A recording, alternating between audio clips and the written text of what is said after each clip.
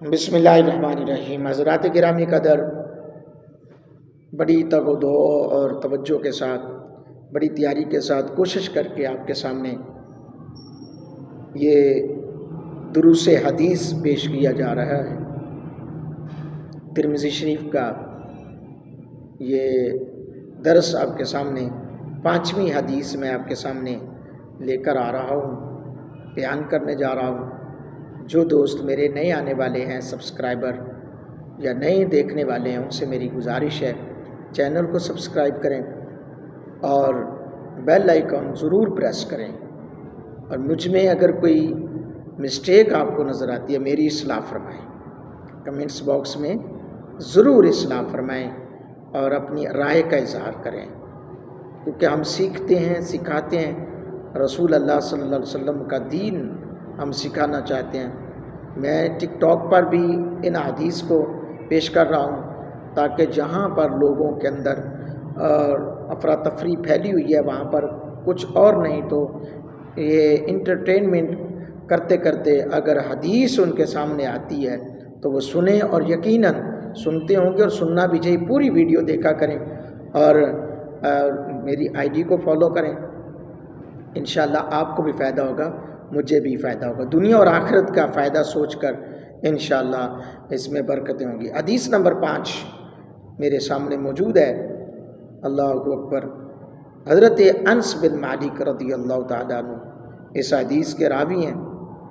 نبی اکرم صلی اللہ علیہ وآلہ وسلم جب بیت الخلاء میں داخل ہوتے تو یہ پڑھتے، کیا پڑھتے ہیں؟ فرمایا کہ اللہم انی اعوذ بکا، پڑھتے حضور علیہ الصلوۃ والسلام اللہم انی اعوذ بکا پڑھتے، اور بقیہ شعبہ نامی راوی ہیں، انہوں نے یہ حدیث کو بیان کرتے ہوئے یہ نقل فرمائے کہ اعوذ بکا من الخبث والخبائث او الخبث والخبائث، یعنی پہلی حدیث ہے حضرت انس بن مالک کی، اس میں لکھا ہے اللہم انی اعوذ بکا، کہ آپ بیت الخلاء میں داخل ہوتے تو یہ پڑھتے اے اللہ میں تیری پناہ مانگتا ہوں، اور شعبہ نامی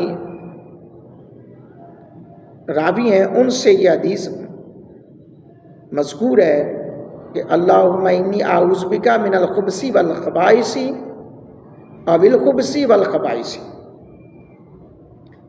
کہ انہوں نے لکھا کہ میں خباثت اور خبیث چیزوں سے تیری پناہ مانگتا ہوں، میں خباثت اور خبیث چیزوں سے تیری پناہ مانگتا ہوں۔ تو امام ترمذی فرماتے ہیں کہ یہ حضرت انس بن مالک رضی اللہ تعالیٰ عنہ کی حدیث اس باب میں صحیح اور حسن ہے۔ اور آگے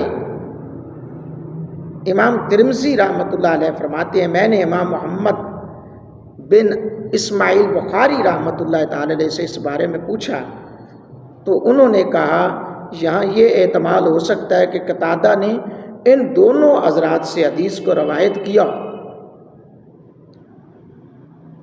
آگے پھر حضرت انس بن مالک، حدیث نمبر 6، امام ترمذی لکھتے ہیں کہ حضرت انس بن مالک رضی اللہ تعالیٰ عنہ فرماتے ہیں حضور علیہ الصلوۃ والسلام نے فرمایا کہ حضور علیہ الصلوۃ والسلام جب بیت الخلاء میں جاتے تو کہتے اللہم انی اعوذ بک من الخبث والخبائث، اے اللہ میں خباثتوں اور خبیث چیزوں سے تیری پناہ مانگتا ہوں۔ اللہ اکبر۔ حضرات گرامی قدر، اسلام ایک عالمگیر مذہب ہے جس میں انسانی زندگی کے تمام مسائل کا حل موجود ہے، حتیٰ کہ بیت الخلاء میں آمد و رفت اور استنجا کے حوالے سے بھی بڑے احسن انداز میں تعلیمات فراہم کی گئی۔ بیت الخلاء میں داخل ہونے سے قبل یہ دعا پڑھی جاتی ہے اللہم انی اعوذ بک من الخبث والخبائث، اے اللہ بے شک میں مذکر مؤنث جنات شیاطین کے شر سے تیری پناہ مانگتا ہوں۔